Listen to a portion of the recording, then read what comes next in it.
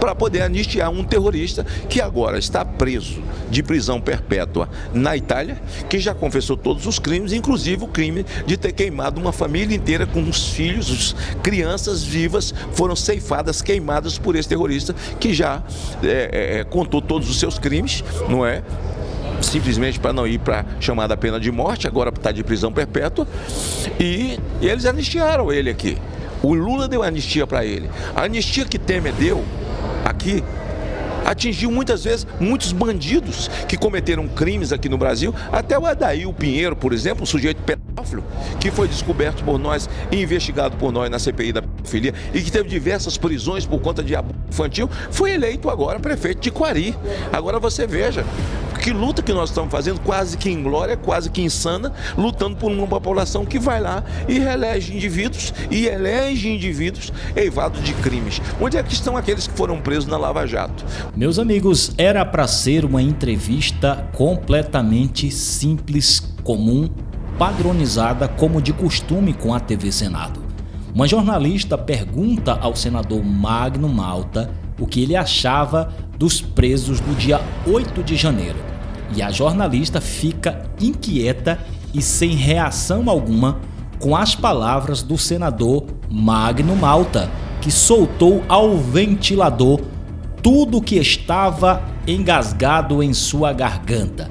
Olha só como estas palavras estão gerando uma grande repercussão nesses últimos dias. Senador Magno Malta, que é considerado um dos senadores muito sérios e responsáveis da nação brasileira, que tem lutado contra crimes que vêm sendo feitos dentro do Palácio da Alvorada. Olha só o que ele vai falar aqui nessa entrevista. Aproveite para você ver esse vídeo enquanto ele ainda está no ar, porque eu tenho certeza que muitos vão querer derrubar esse vídeo.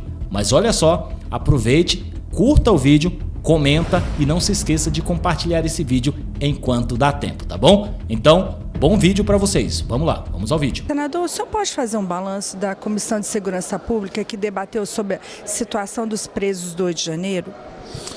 Bem, foi muito importante e é sempre muito importante, né? Porque essa prisão do povo no dia 8 de janeiro e que o desenrolar fora da lei, fora dos preceitos constitucionais nacionais e como são tratados mesmo depois de ter saído com uma tornozeleira após meses e meses de absoluto sofrimento. Esse assunto não pode morrer, até porque nós estamos diante de uma luta, que é uma luta da anistia.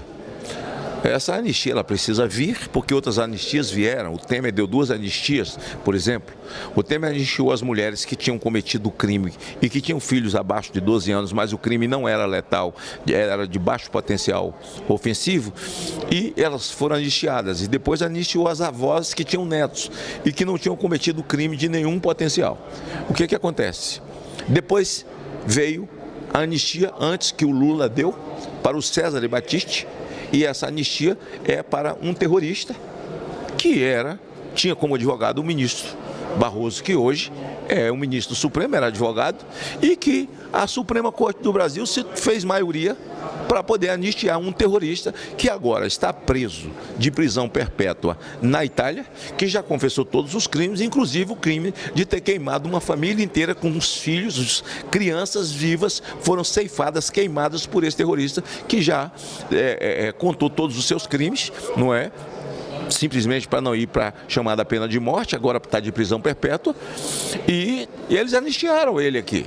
O Lula deu anistia para ele. A anistia que Temer deu aqui atingiu muitas vezes muitos bandidos que cometeram crimes aqui no Brasil, até o Adail Pinheiro, por exemplo, um sujeito pedófilo, que foi descoberto por nós e investigado por nós na CPI da pedofilia e que teve diversas prisões por conta de abuso infantil, foi eleito agora prefeito de Quari.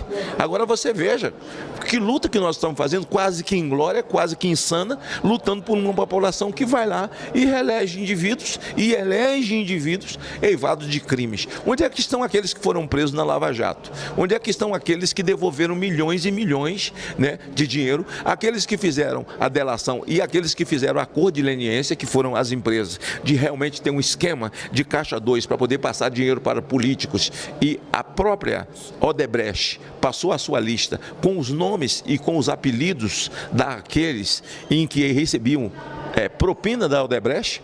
Eles viraram réu no Supremo e agora simplesmente eles são pessoas que foram inocentadas, já estão agindo dentro desse governo e se tornaram criminosos as pessoas que estavam na rua. O Clezão, por exemplo, foi preso dentro do Senado onde não teve um vidro quebrado, sentado ali dentro. Aliás, vi um vídeo agora em que ele saiu daqui na cadeira de roda, levado pelos bombeiros, já todo monitorado, né, doente, e que a PGR pediu para soltá-lo por falta de provas e crimes, não pela doença, mas também a doença, eles já haviam pedido por conta da comorbidade dele, mas ele morreu nas vistas do Estado. Então, essa anistia, ninguém está anistiando bandido. O que o Supremo fez e que as casas legislativas fizeram, esse é que é o grande problema deles terem aceitado, é dizer o seguinte: acuse-os daquilo que você é. Quer dizer, os antidemocráticos somos nós, eles são os democratas agora. Em 2017 houve uma quebradeira e botaram fogo em toda a esplanada do Ministério. O ministro Alexandre de Moraes tinha 2 meses que já era ministro do Supremo Tribunal Federal. O que o senhor fez? O senhor chamou eles de terrorista? Nada aconteceu com eles, mas agora as pessoas inocentes, porque vieram para a rua.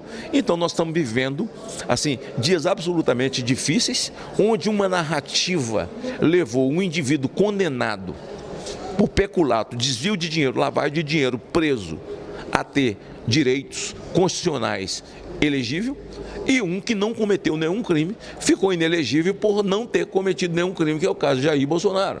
E essas pessoas que ainda têm seus familiares presos, familiares que perderam a vida, perderam o emprego, perderam uma série de coisas por conta de estarem com uma tornozeleira. Esse debate, onde passaram senadores, passaram deputados lá, que estão nessa luta, que estão buscando que essa anistia aconteça, e já deveria ter acontecido. Eu não sei o que mordeu o presidente da Câmara para tirar da CCJ e criar uma comissão, e eu, como senador, reputo a omissão desse poder, do presidente desse poder, o senhor Rodrigo Pacheco, que ao invés de se utilizar da Constituição, que dá a ele mais poder do que os outros, para poder, de fato, colocar essas coisas no lugar, ele que é um advogado e conhece a lei, e sabe que a lei não existe ou está sendo violada, e não tomar providência, para mim, isso é uma coisa absolutamente absurda. Eu sabatinei quase todos esses ministros, eu estava aqui, menos Gilmar Mendes, todos eles mentiram, todos eles cometeram aqui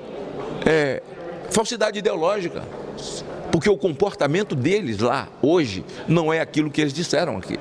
Então, foi esse debate que aconteceu, essa de fato também foi a minha fala, o fato de termos lembrado que amanhã completa 1 ano da morte do Clezão, que assim como a esquerda evoca a morte do Herzog, que morreu nos porões da ditadura, o Clezão morreu nos porões e nas vísceras do Estado, e com a PGR pedindo para soltá-lo, por falta de crime. Quem vai assumir a morte do Clezão? Quem vai assumir tudo o que está acontecendo, o que essas pessoas pediram? Daqui a pouco, ninguém. Mas nós somos os antidemocráticos, por falar a verdade, ou extrema direita. Então, foi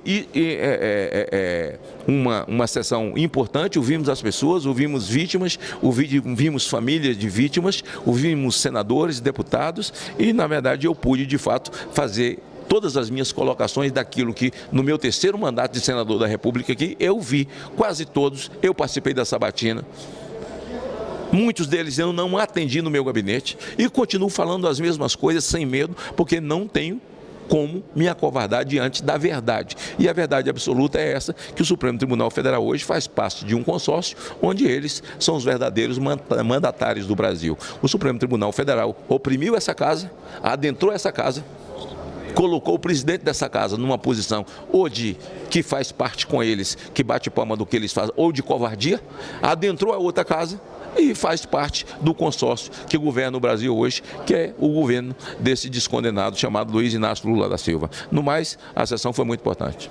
Obrigado, senador.